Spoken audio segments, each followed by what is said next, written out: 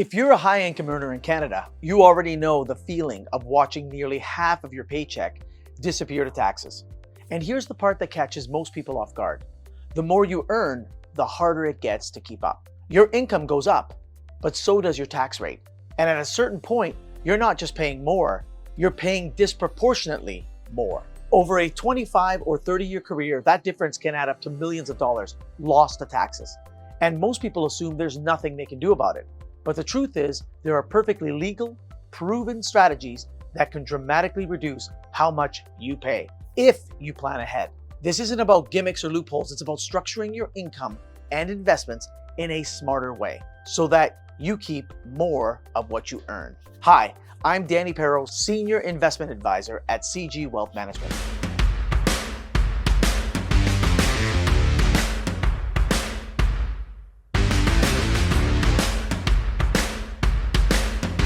Today, we're going to talk about tax strategies for high-income earners in Canada, whether you're a business owner, an incorporated professional, or simply someone who's worked hard to build a strong income.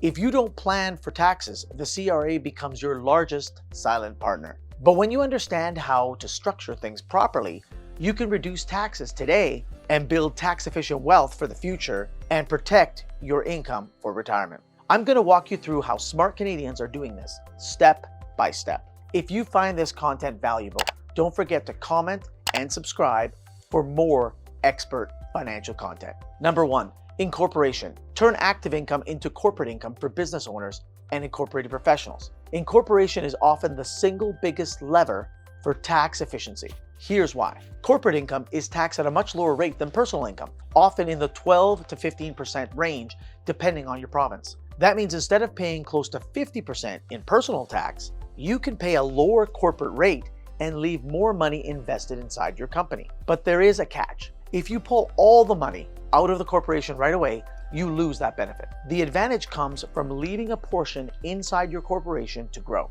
This is where a proper salary dividend plan comes in. Balancing what you need personally with what you can leave in the company can result in hundreds of thousands of dollars saved over your career. Number 2, maximize RRSPs and TFSA contributions. Even at high income earners often overlook the basics, thinking RRSPs and TFSAs don't move the needle. But the reality is they do. RRSP contributions give you a deduction today when you're in the highest tax bracket, and you'll withdraw that money later, ideally at a lower tax bracket. TFSAs grow tax-free forever, and withdrawals are completely tax-free. Here's a simple example. Someone making $300,000 a year who maximizes their RRSP contributions can reduce their annual tax bill by nearly $20,000 to $25,000. That's money you can redirect into your investments. Think of these accounts as your own personal tax shelters that grow in value year after year. Number 3, income splitting. Bring down your household tax bill. One of the most overlooked strategies is income splitting. If you're in a high tax bracket and your spouse earns little or no income, there are ways to spread that income across the both of you. These can often include the following: paying a reasonable salary to a spouse who does legitimate work in the business, contributing to a spousal RRSP, later in retirement using pension income splitting. Why is this powerful? Because 2 people earning $100,000 each pay far less tax than one person earning $200,000. I've seen this strategy save families tens of thousands of dollars every single year. Number 4, corporate class investments and asset location. Once you're earning a high income, where you hold your investments matters as much as what you invest in. Hold interest-bearing investments like bonds or GICs inside your RRSPs or your sheltered accounts, where the interest is sheltered. Keep capital gains and Canadian dividend-generating investments in non-registered accounts, where they get preferential tax treatment. And if you have large non-registered portfolios, consider corporate class mutual funds or tax-efficient ETFs. These allow you to control when taxable gains are realized. This structure can reduce your annual tax bill significantly without changing your investment strategy. Number 5, permanent insurance. Protecting wealth and reducing tax. Permanent life insurance is another tool that high-income earners often overlook. This isn't just about protection. When structured properly, a corporately owned permanent policy can do the following: allow cash values to grow tax-sheltered inside the policy, provide tax-free access to that value later in retirement through a loan strategy, and upon death, pay out a tax-free death benefit to your beneficiaries, bypassing probate. Here's why this matters for incorporated individuals. Large corporate investment portfolios can trigger higher passive income taxes. By shifting a portion into a corporately owned insurance policy, you can reduce that passive income exposure and build a more tax-efficient estate plan. Number 6, plan your withdrawals early. One of the biggest mistakes I see high-income Canadians make is waiting until retirement to think about how they'll draw down their savings. Here's why that's a problem. If you spend your career building large RSPs, corporate accounts, and non-registered investments, and you never plan for your withdrawals, you can easily end up in your 70s with millions of dollars trapped inside tax-deferred accounts.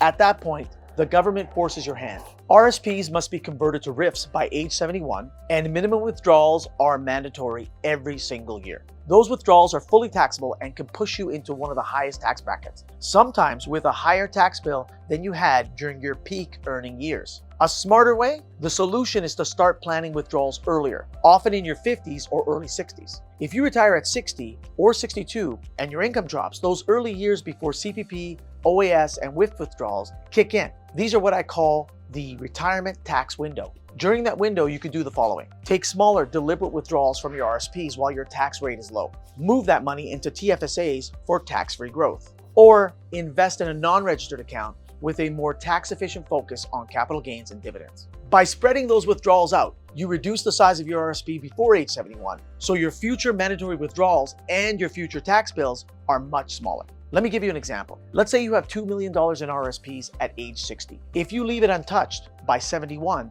that could grow to $3 million or more. And at that point, forced withdrawals could be over $150,000 a year, all taxable. But if you start drawing $60,000 a year in your 60s, you're paying at a much lower tax bracket during those early years.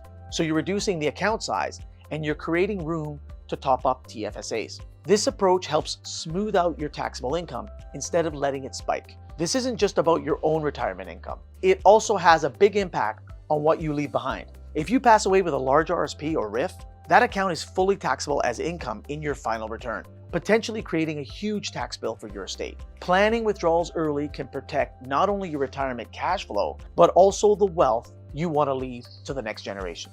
Here's the bottom line. If you're earning a high income in Canada and you don't have a tax strategy, the CRA has one for you.